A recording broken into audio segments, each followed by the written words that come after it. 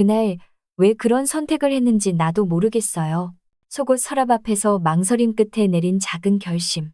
그 무심코 던진 작은 불씨가 비 오는 날 따스한 서재에서 예상치 못한 폭풍을 불러올 줄이야. 은주셔, 오늘 좀 다르시네요. 중후한 그의 목소리가 스치자 온몸의 감각이 깨어났다. 이렇게 가까이 있으니까 참기 힘들어요. 서로의 숨소리가 섞이는 가까운 거리. 그날 빗소리가 들리는 조용한 오후, 우리만의 비밀이 조용히 시작되었습니다. 그날은 저도 왜 그랬는지 모르겠어요. 속옷 서랍 앞에서 한참을 망설이다 그냥 아무것도 걸치지 않고 옷을 입었습니다. 그 선택이 어떤 결과를 불러올지는 그땐 몰랐어요. 비 오는 날 박 회장님과 단둘이 남은 서재. 책을 정리하다 치맛단이 올라간 순간 회장님이 알아차렸어요. 은주 씨, 오늘 좀 다르시네요. 이렇게 가까이 있으니까 참기 힘들어요. 조심스럽게 시작된 첫 키스. 아니에요. 저도 원했던 일이에요. 서재 소파에서 가까워지는 두 사람. 그냥 이렇게만 있어도 될까요? 네, 천천히 해주세요. 빗소리만이 들리는 조용한 오후, 두 사람만의 특별한 시간이 시작되었습니다. 안녕하세요. 저는 이은주라고 합니다. 올해 53살이 되었는데 제가 겪었던 이야기를 들려드리고 싶어서 이렇게 용기를 내봅니다. 지금 생각해보면 참 드라마 같은 인생이었다는 생각이 들어요. 저희 아버지는 대성그룹이라는 큰 회사의 회장이셨어요. 어릴 때부터 부족한 게 없이 자랐죠. 최고급 학교를 다니고 해외 유학도 다녀왔고요. 그런데 25살 되던 해에 아버지 회사가 하루아침에 부도가 났습니다. IMF라는 게 터지면서 우리 집도 완전히 망한 거예요. 그때부터 제 인생이 완전히 바뀌었어요. 급하게 결혼을 했지만 남편마저 사업에 실패하고 바람까지 피워서 이혼을 하게 되었습니다.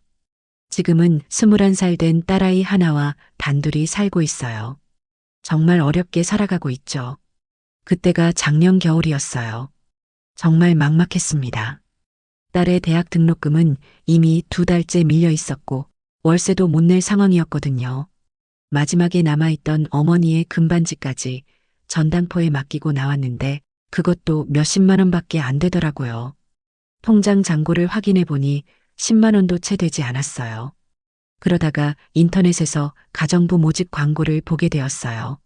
민호산업 박민호 회장 자택 가정부 모집, 월급 200만 원 이런 글이었죠. 처음에는 정말 망설여졌어요. 한때는 이런 집에서 살았던 제가 이제 가정부로 일하게 된다니 정말 서글펐거든요. 하지만 딸을 생각하니 자존심 따위는 버려야겠더라고요. 그래서 용기를 내서 면접을 보러 가기로 했습니다. 그 집은 강남의 고급 주택가에 있었어요. 대문 앞에 서서 한참을 망설였습니다. 예전에 제가 살던 집과 비슷한 규모의 저택이었거든요. 문득 20살 때 이런 집에서 파티를 열며 호화롭게 살던 제 모습이 떠올랐어요. 이제는 그런 집에서 가정부로 일하게 되었다니 정말 인생이 무상하다는 생각이 들었습니다. 떨리는 마음으로 인터폰을 눌렀어요. 안녕하세요. 가정부 면접 보러 온 이은주입니다. 곧이어 중후한 목소리가 들려왔습니다. 네, 들어오세요. 현관문이 열려 있어요. 정원을 지나 현관으로 들어가는데 정말 깔끔하고 품위 있게 꾸며져 있더라고요. 화려하지는 않지만 고급스러운 느낌이 물씬 풍겼어요. 현관문을 열고 들어서니 60대 정도로 보이는 단정한 남성분이 저를 맞이해 주셨습니다. 첫인상이 참 좋았어요. 인자하면서도 품이 있는 모습이었거든요. 안녕하세요, 박민호입니다. 그 순간 제 가슴이 쿵 하고 뛰었어요. 어디선가 본 것 같은 얼굴이었거든요. 거실에 앉아서 간단한 면접을 받습니다. 가정부 경력이 있으신가요? 정말 당황스러웠어요. 저는 가정부 일을 해본 적이 없었거든요. 하지만 지금 상황에서는 거짓말이라도 해야 했습니다. 네, 개인 가정에서 몇 년간 일했습니다. 요리와 청소, 빨래 모두 가능해요. 사실 요리는 결혼 생활 10년 동안 배운 게 전부였고 청소는 혼자 살면서 어쩔 수 없이 익힌 것뿐이었어요. 하지만 지금은 선택의 여지가 없었습니다. 박 회장님이 저를 유심히 보시더니 이렇게 말씀하셨어요. 왠지 다른 분들과는 느낌이 다르네요. 품위가 있으시고. 그 말에 제가 더욱 긴장했어요. 혹시 제 거짓말을 눈치채신 건 아닌지 걱정되었거든요. 그럼 내일부터 시작하시죠. 월급은 200만 원이고 주말에는 쉬시면 됩니다. 정말 다행이었어요. 그렇게 해서 저는 박민호 회장님 댁의 가정부가 되었습니다. 집으로 돌아가는 길에 딸에게 전화를 걸었어요. 엄마가 일자리를 구했다고 말하니 딸이 정말 기뻐했습니다.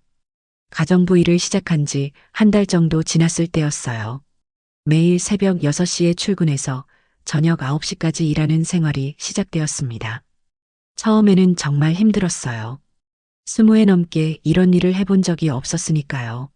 손도 거칠어지고 허리도 아팠어요. 그런데 박 회장님의 생활을 가까이서 보니까 정말 의외였습니다. 제가 상상했던 부유한 사람들의 생활과는 완전히 달랐어요. 매일 새벽 6시 반에 정확히 일어나셔서 간단한 체조를 하시고 신문을 꼼꼼히 읽으셨어요. 아침 식사도 정말 간소했습니다.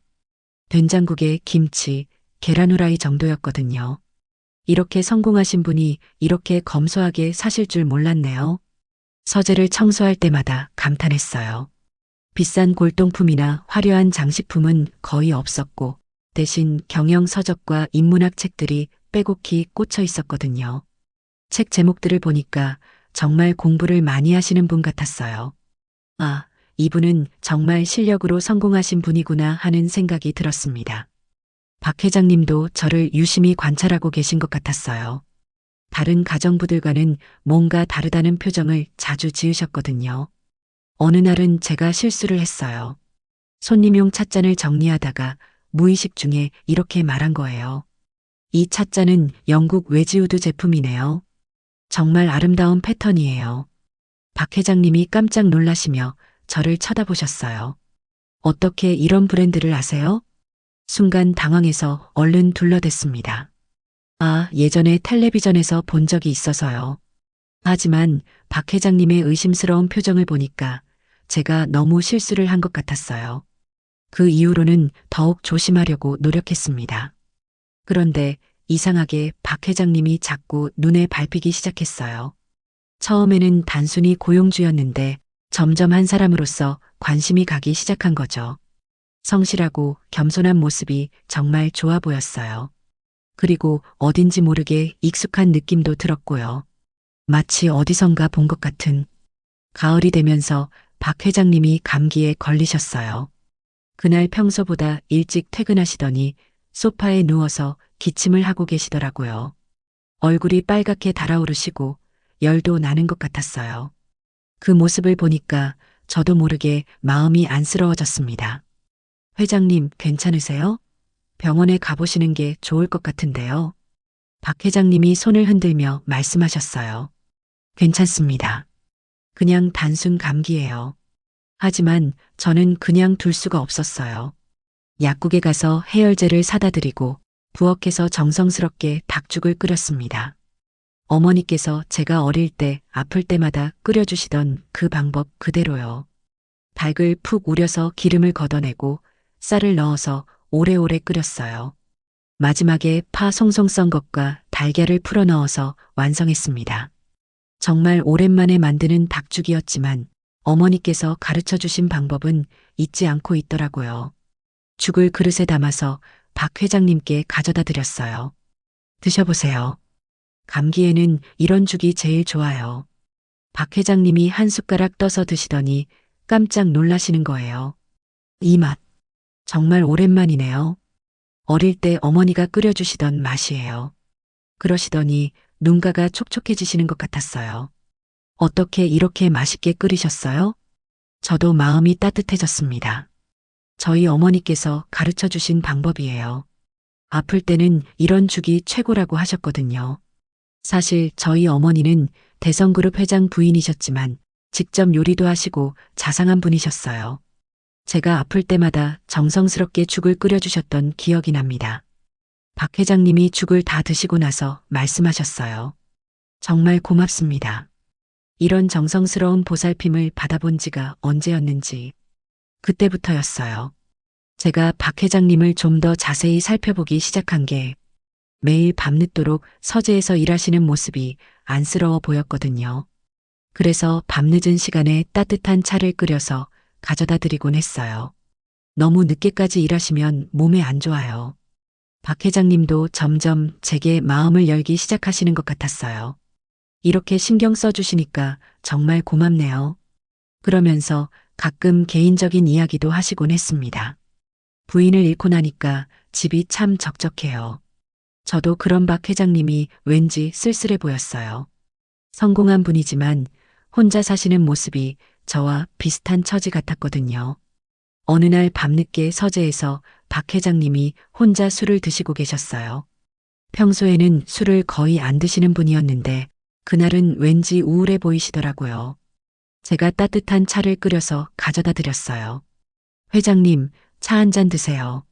술만 드시면 속이 안 좋으실 텐데요. 박 회장님이 저를 보시더니 한숨을 쉬셨어요.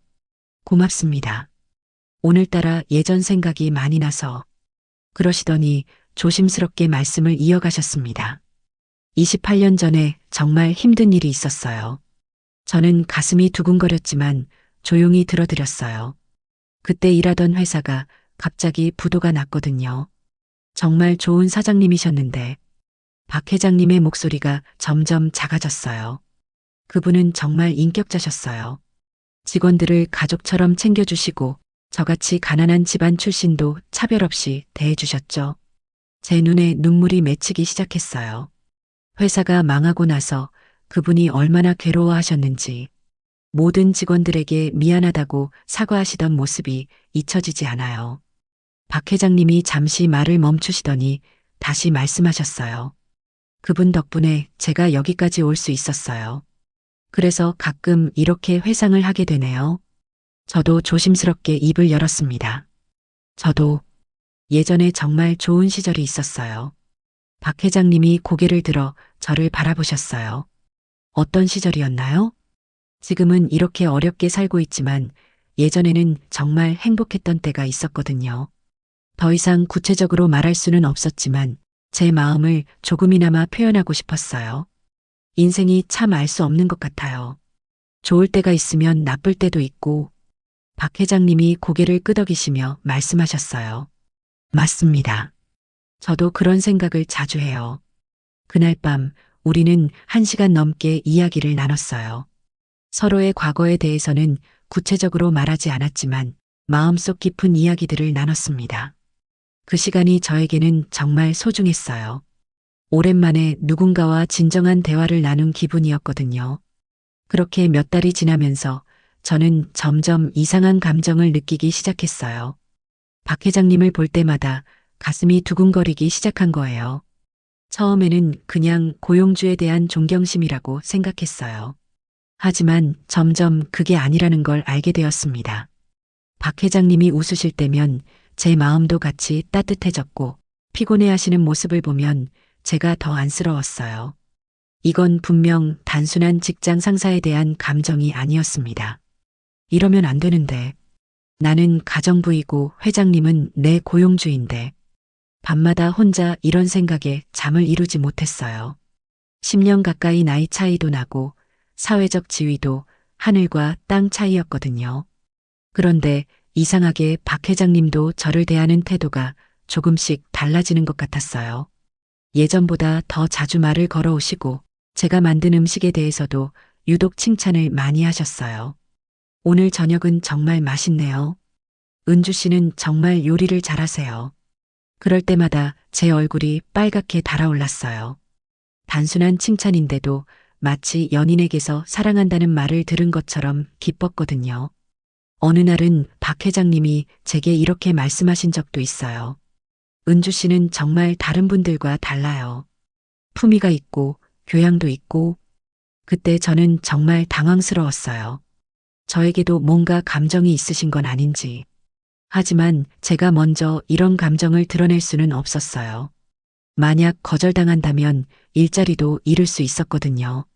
그래서 더욱 조심스럽게 행동하려고 노력했지만 마음을 숨기기가 점점 어려워졌습니다. 박 회장님을 볼 때마다 가슴이 뛰고 목소리만 들어도 행복해지는 제 자신이 한심하면서도 어쩔 수 없었어요. 그날은 저도 왜 그랬는지 모르겠어요. 아무 일도 없던 아침, 그저 허전함 하나만 가슴에 남은 날이었죠. 속옷 서랍 앞에서 한참을 망설이다 그냥 아무것도 걸치지 않고 옷을 입었습니다. 그 선택이 어떤 결과를 불러올지는 그땐 몰랐어요. 비는 하루 종일 내렸고 그 집엔 박 회장님과 저 단둘이었습니다. 서재 정리를 하겠다고 말씀드렸더니 그분이 책을 덮으며 절 올려다봤고 잠시 저를 보시더니 조용히 웃으셨어요. 그럼요. 같이 하죠. 그 말에 웃으며 고개를 끄덕였고 우린 나란히 책을 정리했습니다. 위쪽 책을 꺼내려 손을 뻗었는데 몸이 들리면서 치맛단이 살짝 올라갔죠. 뒤에서 다가온 회장님의 손이 그 순간 제 허벅지를 스쳤습니다. 그리고 움직임이 멈췄습니다. 아주 짧은 숨소리 하나. 그 사람이 예상치 못한 뭔가를 알아차렸다는 게 확실히 전해졌죠. 잠깐 정적이 흘렀고 회장님은 조용히 입을 열었습니다. 은주 씨 오늘 좀 다르시네요. 이렇게 가까이 있으니까 참기 힘들어요. 저는 대답하지 않았지만 그 말이 틀리지 않았다는 걸 제 온몸이 반응하고 있었습니다. 그의 손이 조심스럽게 제 허리를 감싸며 무게 있는 한마디가 이어졌습니다. 저는 아무 생각도 안 나요. 지금 정말 힘들어요. 그 순간 그의 입술이 제 뺨에 조심스레 닿았습니다. 짧고도 깊은 숨이 서로의 가슴을 건드렸고 우리는 아주 잠깐 그 입맞춤 안에 머물렀습니다. 그리고 그가 정신이라도 든 듯 얼굴을 떼며 작게 말했어요. 죄송합니다. 제가 선을 넘었네요. 눈을 피하며 뒤로 물러서려는 회장님. 저는 그 순간 그 사람의 손을 붙잡았습니다. 아니에요. 저도 원했던 일이에요. 회장님의 눈이 살짝 흔들렸고 저를 향한 그 시선에 오래 눌러왔던 외로움과 갈증이 묻어 있었습니다. 저도 눈을 피하지 않았고 우리는 다시 조용히 입을 맞췄습니다. 이번엔 훨씬 천천히 깊게 서재의 소파에 앉게 된 우리는 서로를 바라보며 조심스럽게 가까워졌어요. 그냥 이렇게만 있어도 될까요? 네, 천천히 해주세요. 그 순간 말보다 먼저 서로를 이해한 마음이 조용히 하나가 되어갔습니다. 세상의 소음은 빗소리 아래 잠기고 우리의 따뜻한 시간만이 그 공간을 채워갔습니다. 집으로 돌아가는 길에 저는 계속 그 순간을 떠올렸어요. 정말 오랜만에 느끼는 행복이었지만 동시에 설레기도 했습니다. 그 일이 있고 난 후 일주일 정도 지났을 때였어요. 저희 사이에는 미묘한 변화가 생겼습니다. 표면적으로는 여전히 고용주와 가정부의 관계를 유지했지만 시선이 마주칠 때마다 그날 밤이 떠올랐어요. 박 회장님도 마찬가지이신 것 같았습니다. 어느 날 저녁 박 회장님이 평소보다 일찍 퇴근하셨어요. 오늘은 일찍 오셨네요. 박 회장님이 저를 바라보시며 조심스럽게 말씀하셨어요. 은주 씨와 이야기하고 싶어서요. 그래서 저희는 거실에 앉아서 대화를 나누기 시작했습니다. 하지만 이상하게 박 회장님이 저를 계속 유심히 보시는 거예요. 은주 씨, 혹시 예전에 어디서 만난 적이 있나요? 그 질문에 심장이 쿵 하고 내려앉았습니다. 아니요, 없을 텐데요. 왜 그러세요? 그런데 박 회장님의 눈빛은 여전히 저를 빼뚫어 보듯 머물렀어요. 자꾸 어디서 본 것 같은 느낌이 들어서요. 특히 웃을 때 표정이. 당황한 저는 얼른 시선을 피하며 말끝을 흐렸습니다. 아, 그런 경우 종종 있잖아요. 닮은 사람들 많으니까요. 하지만 그날 이후 박 회장님의 시선엔 어떤 묘한 의심이 담기기 시작했습니다. 마치 무언가를 더 알아보려는 듯 대화 속 질문이 점점 촘촘해졌거든요. 사실 저 역시 이상하다고 느끼고 있었어요. 회장님의 말투나 말끝을 다는 방식, 가끔 생각에 잠길 때 눈을 감는 습관까지도 어딘가 익숙했어요. 그런데 확신은 없었습니다. 혹시 예전에 봤던 누군가와 착각하고 있는 건 아닐까? 그저 느낌일 뿐이라고 스스로를 계속 설득하고 있었죠. 하지만 어느 날 회장님이 무심히 하신 한마디가 제 머릿속에 맴돌았습니다. 대성그룹 회장님은 정말 훌륭한 분이셨어요. 그 순간 제 심장이 미세하게 흔들렸어요. 그건 바로 제 아버지의 회사 이름이었거든요. 그 말이 단지 예의였는지 아니면 진짜 그 시절을 기억하고 계신 건지 확신할 수는 없었습니다. 그날 이후 제 머릿속엔 계속 질문이 맴돌았어요. 혹시 이분이 예전에 아버지 회사에 있던 그 조용하고 성실했던 분이 맞을까? 하지만 제가 먼저 말할 수는 없었어요. 만약 제 정체를 밝히는 순간 지금 이 조심스러운 관계에 금이 갈까봐 두려웠거든요. 그렇게 저희는 서로 어딘가 낯익음을 느끼면서도 확신하지 못한 채 어색하게 스쳐가는 시간이 이어졌습니다. 감정은 조금씩 깊어지는데 그 밑엔 각자의 말하지 못한 무언가가 조용히 잠들어 있는 느낌이었어요. 어느 날 밤에는 박 회장님이 저에게 이렇게 말씀하신 적도 있어요. 이은주 씨, 당신에게는 뭔가 특별한 게 있어요. 다른 사람들과는 확실히 다른. 그 말에 저는 숨을 삼켰습니다. 진심이 담긴 목소리, 그리고 그 시선 속에 담긴 묘한 떨림. 저도 같은 느낌이었어요. 하지만 아직은 그 얘기를 꺼낼 수 없었습니다. 말하면 어쩌면 모든 게 달라질 것 같았으니까요. 그런데 그 기회는 생각보다 빨리 찾아왔습니다. 그 일이 일어난 건 어느 토요일 오후였어요. 박 회장님이 오랜만에 대학 동창들과 만나기로 하신 날이었습니다. 저는 평소처럼 청소를 하고 있었는데 박 회장님이 급하게 뛰어들어오시더라고요. 얼굴이 많이 상기되어 있으셨어요. 은주 씨, 잠깐 이야기 좀 할 수 있을까요? 그 표정을 보니 뭔가 중요한 일이 생긴 것 같았어요. 저는 걱정스러운 마음으로 거실로 따라갔습니다. 박 회장님이 소파에 앉으시더니 한참을 말씀을 못 하시더라고요. 그러시다가 조심스럽게 입을 여셨습니다. 오늘 대학 동창을 만났는데 그 친구가 증권회사에 다니거든요. 저는 왠지 모르게 불안한 예감이 들었어요. 박 회장님의 목소리가 평소와 달리 떨리고 있었거든요. 그 친구가 그러는데 대성그룹 회장님 따님이 요즘 많이 어렵게 사신다는 얘기를 들었대요. 그 순간 제 온몸에서 피가 싹 빠지는 기분이었어요.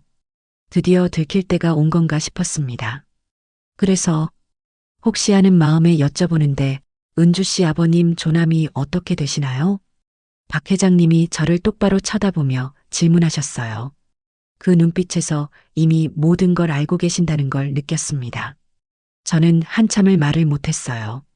이제 더 이상 숨길 수도 없고 거짓말을 할 수도 없는 상황이었거든요. 회장님도 저를 알아보셨군요. 제가 떨리는 목소리로 말하자 박 회장님이 깊은 한숨을 쉬셨어요. 역시 그렇군요. 처음부터 어디서 본 것 같다고 생각했는데 그러시더니 잠시 말을 멈추시고 생각에 잠기시더라고요. 저도 어떻게 반응해야 할지 몰라서 그냥 조용히 기다렸습니다. 28년 전에 아버님 회사에서 배웠을 때는 정말 아가씨셨는데 박 회장님의 목소리에 복잡한 감정이 섞여 있었어요. 안타까움과 놀라움, 그리고 뭔가 죄송해하는 마음까지. 저도 이제 더 이상 숨길 게 없다는 생각에 솔직하게 말씀드렸어요. 네, 저는 대성그룹 이 회장의 딸 이은주입니다. 그리고 회장님이 우리 아버지 회사에서 일하셨던 그 박민호 씨가 맞죠? 박 회장님이 천천히 고개를 끄덕이셨어요. 맞습니다. 정말 이런 일이 일어날 줄은 꿈에도 몰랐어요. 그 순간 저희 사이에 묘한 침묵이 흘렀어요. 과거의 주인과 직원이었던 관계가 현재는 완전히 역전되어 있다는 현실이 너무 아이러니했거든요.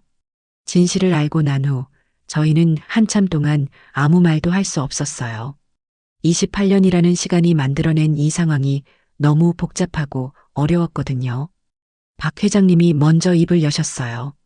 이은주 씨, 아니 은주 양, 정말 많이 힘드셨겠어요. 그 말에 제 눈에서 눈물이 핑 돌았어요. 28년 동안 혼자 견뎌온 모든 고통이 한꺼번에 떠올랐거든요. 처음에는 정말 죽고 싶을 만큼 힘들었어요. 하루아침에 모든 게 사라져 버렸으니까요. 저는 그동안 감춰왔던 이야기들을 박 회장님께 털어놓기 시작했어요.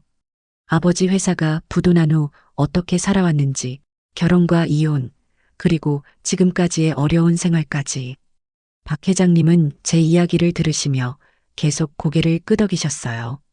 가끔씩 안타까운 표정을 지으시기도 하고 눈가가 촉촉해지시기도 했습니다. 아버님이 그때 얼마나 괴로워하셨는지 제가 다 봤어요. 모든 직원들에게 일일이 사과하시던 모습. 박 회장님이 과거를 회상하며 말씀하셨어요. 정말 인격적인 분이셨어요. 회사가 어려워져도 직원들을 먼저 생각하시고 그 말을 들으니 아버지가 더욱 그리워졌어요. 아버지는 회사가 망한 후 몇 년 못 가서 돌아가셨거든요. 스트레스와 자책감 때문이었죠. 아버지는 회사 때문에 너무 자책하시다가 일찍 돌아가셨어요. 제 말에 박 회장님의 얼굴이 일그러졌어요. 정말 죄송합니다. 제가 그때 더 도움이 되었으면 좋았을 텐데. 아니에요. 그때는 누구도 어쩔 수 없는 상황이었어요. 회장님 잘못이 아니에요. 그러면서 저는 박 회장님이 어떻게 지금의 성공을 이루셨는지도 궁금했어요. 회장님은 그 후에 어떻게 지내셨어요? 박 회장님이 씁쓸한 미소를 지으시며 말씀하셨어요. 저도 처음에는 정말 막막했어요. 회사가 망하고 나니까 갈 곳이 없더라고요. 하지만 아버님께서 가르쳐 주신 경영 철학을 잊지 않고 작은 사업부터 시작했어요.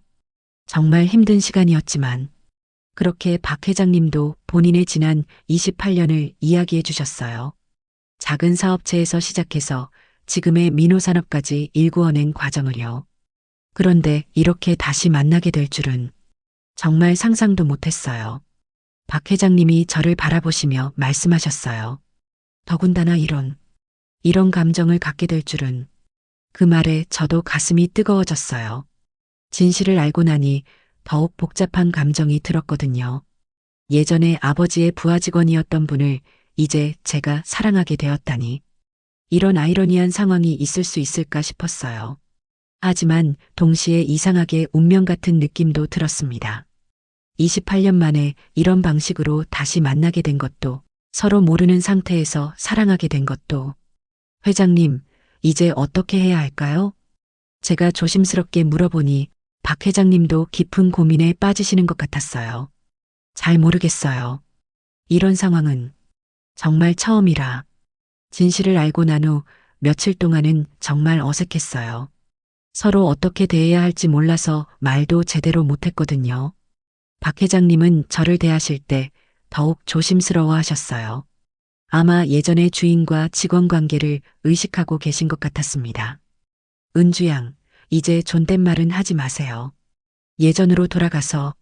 하지만 저는 그럴 수가 없었어요. 아니에요. 지금은 회장님이 제 고용 주세요. 그게 맞아요. 이런 대화를 나누면서도 저희는 점점 더 혼란스러워했어요. 과거와 현재, 그리고 서로에 대한 감정이 너무 복잡하게 얽혀 있었거든요. 어느 날 밤 저는 혼자 방에서 계속 생각했어요. 내가 지금 뭘 하고 있는 거지? 아버지 회사 직원이었던 분을 사랑한다고?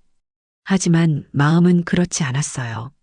박 회장님을 처음 봤을 때부터 느꼈던 그 따뜻함과 끌림은 진짜였거든요. 박 회장님도 마찬가지로 고민이 많으신 것 같았어요. 어느 날 저에게 이렇게 말씀하신 적이 있었으니까요. 은주 씨, 저는 정말 혼란스러워요. 예전에 그렇게 존경했던 사장님의 따님을 이렇게 사랑하게 될 줄 몰랐어요. 그 고백을 들으니 제 마음도 더욱 복잡해졌어요. 사랑한다는 말을 직접 들으니까 기쁘면서도 죄책감이 들었거든요. 회장님도 힘드시죠? 저 때문에. 아니에요. 힘든 게 아니라 이 상황이 너무 아이러니해서요.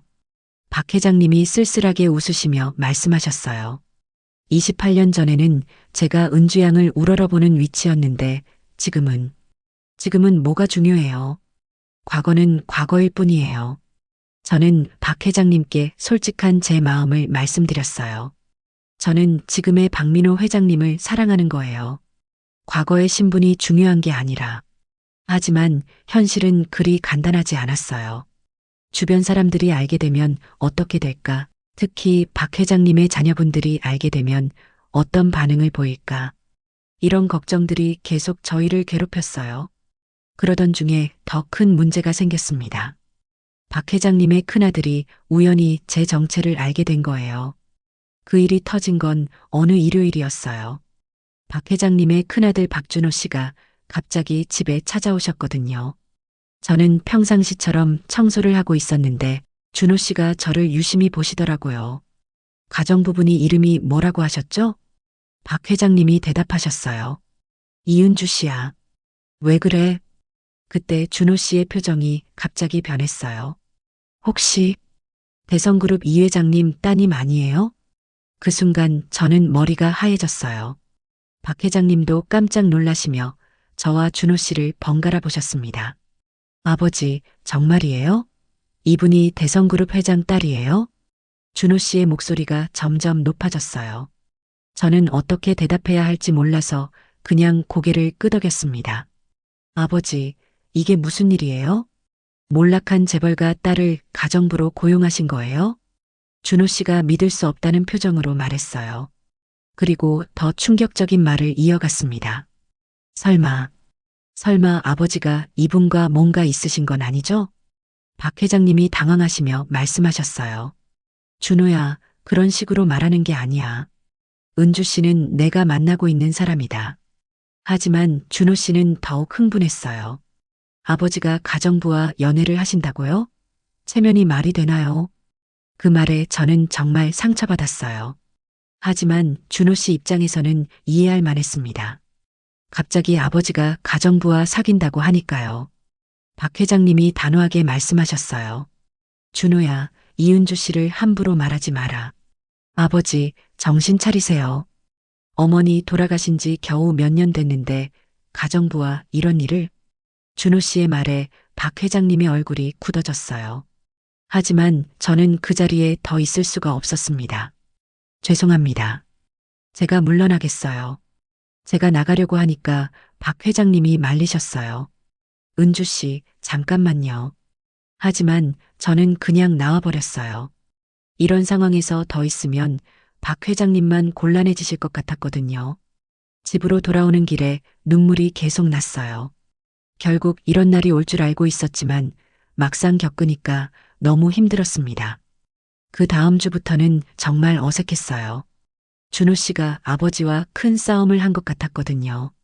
박 회장님도 많이 힘들어 하시는 것 같았어요. 은주 씨, 미안해요. 준호가 그런 말을 해서. 괜찮아요. 당연한 반응이에요. 하지만 준호 씨뿐만 아니라 둘째 딸인 지은 씨까지 알게 되면서 상황은 더욱 악화되었어요. 지은 씨는 오히려 더 직설적이었습니다. 아버지, 정말 실망이에요. 몰락한 재벌가 딸이 아버지에게 매달리는 거 아니에요? 그 말을 전해 들었을 때 저는 정말 분했어요. 하지만 동시에 그들의 걱정도 이해할 수 있었습니다. 며칠 후에는 더 충격적인 소식을 들었어요. 박 회장님 주변 지인들 사이에서도 이 이야기가 돌고 있다는 거였어요. 대성그룹 회장 딸이 옛날 아버지 회사 직원한테 매달린다더라. 몰락한 집안이라고 해서 자존심도 없나? 이런 말들이 돌고 있다는 걸 알게 되었습니다. 정말 견딜 수 없이 괴로웠어요. 주변의 반대가 심해지자 저는 진지하게 포기하는 것을 생각하기 시작했어요. 박 회장님이 저 때문에 자녀들과 사이가 나빠지고 주변 사람들한테 손가락질 받는 게 너무 안쓰러웠거든요. 어느 날 저는 박 회장님께 조심스럽게 말씀드렸어요. 회장님, 제가 그만 나가는 게 나을 것 같아요. 박 회장님이 깜짝 놀라시며 저를 바라보셨어요. 갑자기 왜 그런 말을 해요? 회장님이 저 때문에 너무 힘드시잖아요. 자녀분들과도 사이가 안 좋아지고. 저는 그동안 참아왔던 마음을 털어놓았어요. 저 같은 사람 때문에 회장님의 인생이 흔들리면 안 되잖아요. 박 회장님이 제 손을 잡으시며 말씀하셨어요. 그런 생각하지 마세요. 제가 감당할 일이에요. 하지만 저는 마음을 굳혔어요. 아니에요. 현실을 봐야 해요. 저희는 너무 다른 세상 사람이에요. 처음부터 불가능한 사랑이었는지도 몰라요. 제 말에 박 회장님의 얼굴이 슬퍼졌어요. 하지만 저도 이미 결심한 일이었습니다. 그 다음 날부터 저는 다른 일자리를 알아보기 시작했어요.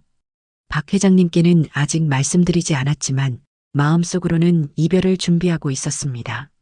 그런데 박 회장님도 비슷한 생각을 하고 계신 것 같았어요. 어느 날 저에게 이렇게 말씀하시더라고요. 은주 씨, 혹시 더 좋은 사람이 나타나면 그분을 선택하세요. 그 말에 제 가슴이 아팠어요. 왜 갑자기 그런 말씀을? 저 때문에 은주 씨가 힘들어하는 게 보기 싫어요. 박 회장님도 저를 위해서 포기하려고 하시는 것 같았어요. 하지만 그게 정말 서로를 위한 최선의 선택일까요? 그날 밤 저는 정말 많은 생각을 했어요.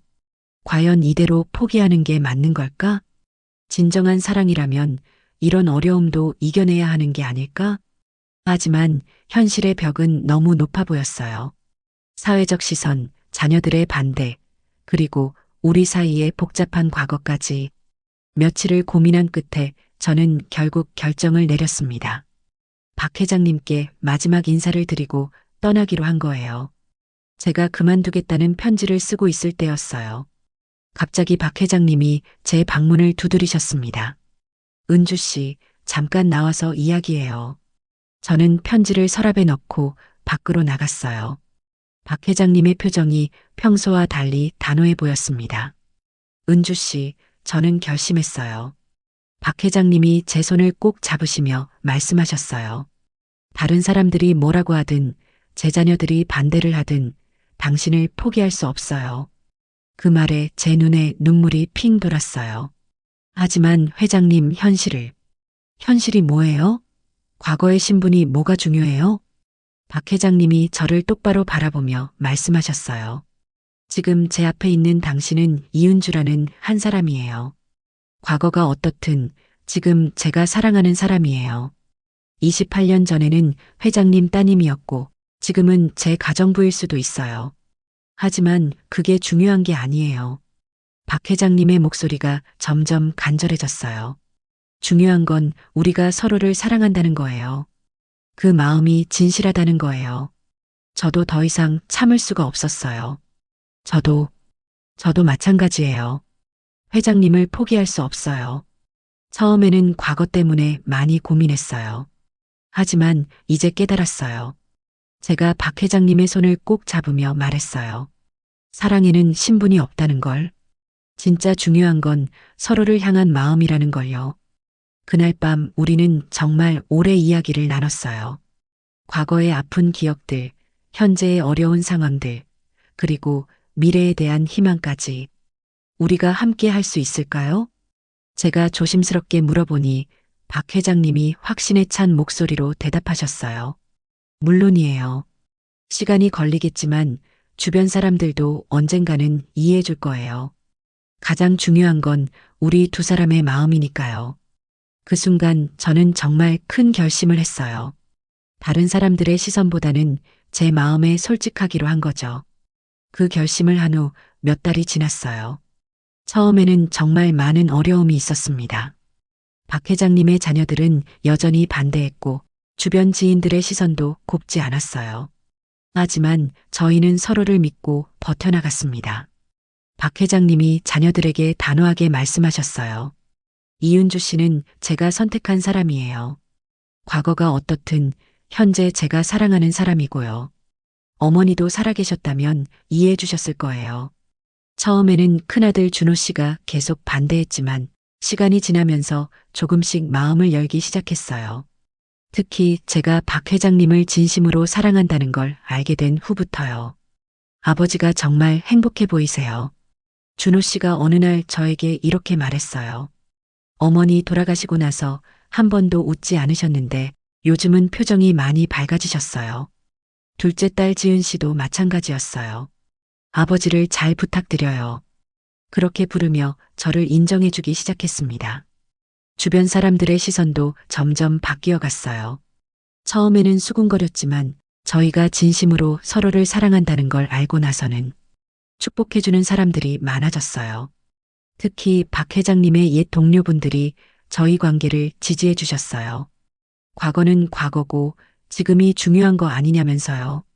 드디어 작년 봄에 저희는 조용한 결혼식을 올렸어요. 화려하지는 않았지만 진심으로 축복해주는 사람들이 함께해준 따뜻한 결혼식이었습니다. 딸아이도 정말 기뻐했어요. 엄마가 이렇게 행복해하는 모습 처음 봐요. 지금은 박 회장님, 아니, 이제는 제 남편과 함께 행복한 나날을 보내고 있어요. 과거의 아픔들이 완전히 사라진 건 아니지만 서로가 있어서 견딜 수 있습니다. 가끔 남편이 저에게 이렇게 말해요. 28년 전에 회장님 따님으로 만났을 때보다 지금이 더 아름다워요. 저도 남편에게 대답해요. 과거의 영광보다 현재의 행복이 훨씬 소중해요. 정말 신기한 인연이에요. 28년 전에는 주인과 직원이었던 저희가 지금은 평등한 부부가 되었으니까요. 인생은 정말 예측할 수 없는 것 같아요. 가장 절망적일 때 찾아온 희망, 가장 불가능해 보이던 사랑이 현실이 되다니. 지금 이 이야기를 들어주시는 분들 중에도 어려운 상황에 계신 분들이 있을 거예요. 저처럼 인생이 막막하고 절망적으로 느껴지는 분들도 계시겠죠. 하지만 포기하지 마세요. 인생은 언제든지 새로운 기회를 주거든요. 그 기회를 놓치지 않는 용기만 있으면 돼요. 저는 정말 행운이었어요. 두 번째 인생에서 진정한 사랑을 만날 수 있었으니까요. 여러분도 분명히 그런 기회가 올 거예요. 그때까지 희망을 잃지 마시고 자신을 사랑하는 마음을 잊지 마세요. 제 이야기는 여기서 마무리할게요. 들어주셔서 정말 고맙습니다. 여러분 모두 행복하세요. 이야기는 여기까지입니다. 끝까지 들어주신 분이 계시다면 구독과 좋아요, 그리고 댓글로 여러분의 의견도 꼭 들려주세요. 감사합니다.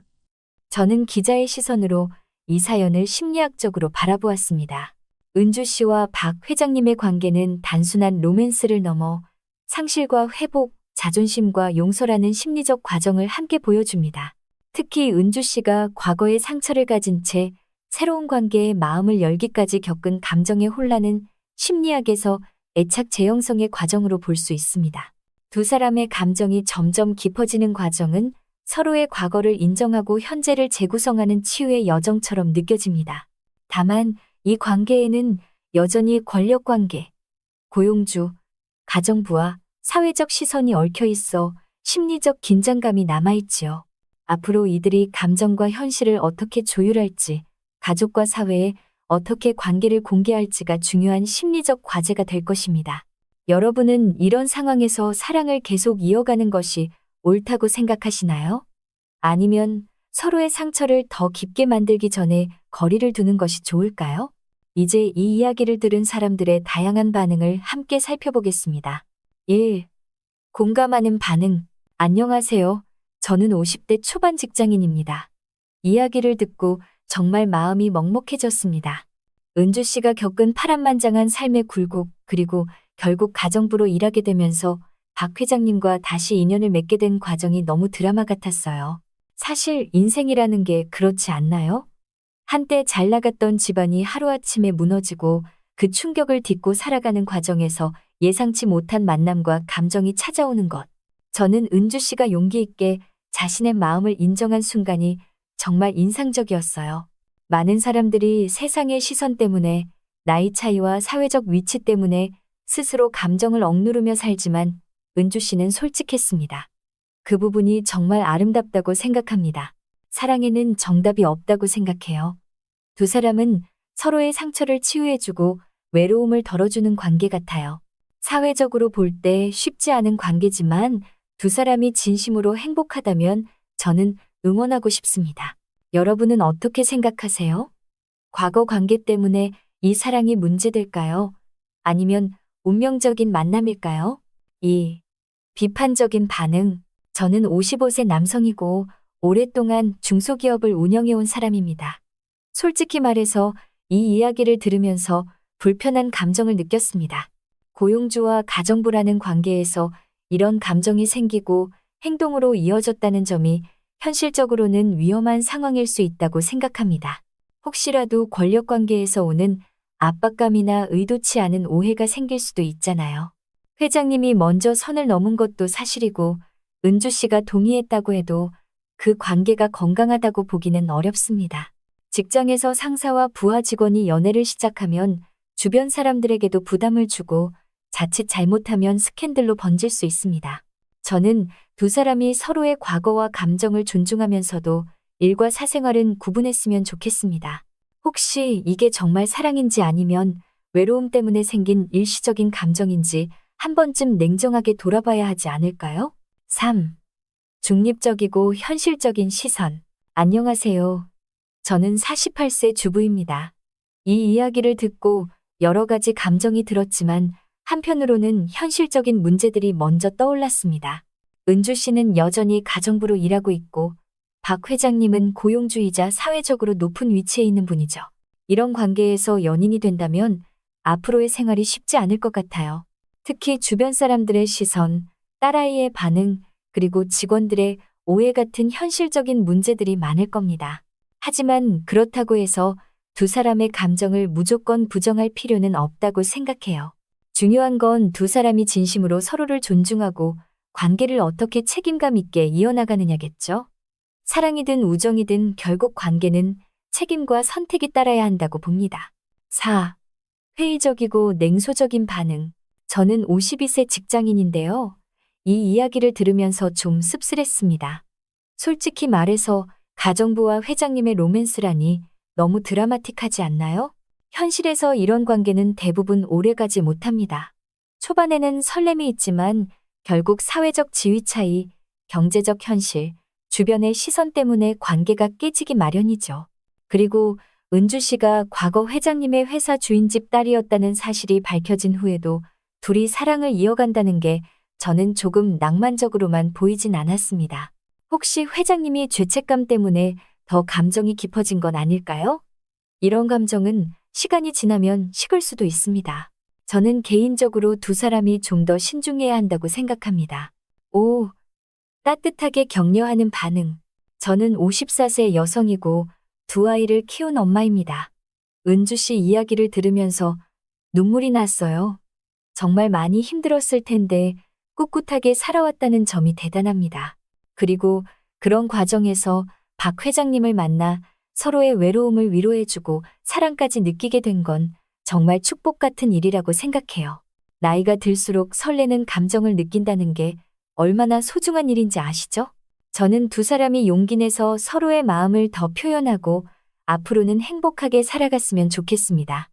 세상의 시선은 잠시뿐이고 결국 중요한 건 본인의 삶이니까요. 이런 사랑이라면 저는 응원할 수 있습니다. 여러분은 이런 관계 어떻게 보시나요? 6. 딸의 입장에서 생각해보는 반응. 안녕하세요. 저는 50대 중반이고 딸이 둘 있는 엄마입니다. 이 이야기를 들으면서 제일 먼저 은주 씨의 딸 생각이 났어요. 엄마가 가정부로 일하고 있는데 고용주와 사랑에 빠졌다? 딸 입장에서는 정말 복잡한 감정이 들 것 같아요. 혹시 엄마가 상처를 받을까봐 걱정될 수도 있고 사회적으로 불리한 처지에서 엄마가 또다시 힘들어질까 두려울 수도 있어요. 그래서 저는 은주 씨가 딸과 충분히 대화를 나누고 자신의 감정을 솔직하게 털어놓는 과정이 꼭 필요하다고 생각합니다. 가족의 지지가 있어야 이 관계도 안정적으로 이어질 수 있을 것 같아요. 7. 도덕적 시각에서 비판하는 반응. 저는 57세에 은퇴한 공무원입니다. 사실 이런 이야기를 들으면 조금 걱정이 앞섭니다. 사회적으로 고용인과 고용주의 관계는 명확히 선이 있어야 한다고 생각합니다. 그 선이 무너지면 오해와 갈등이 생길 가능성이 높아요.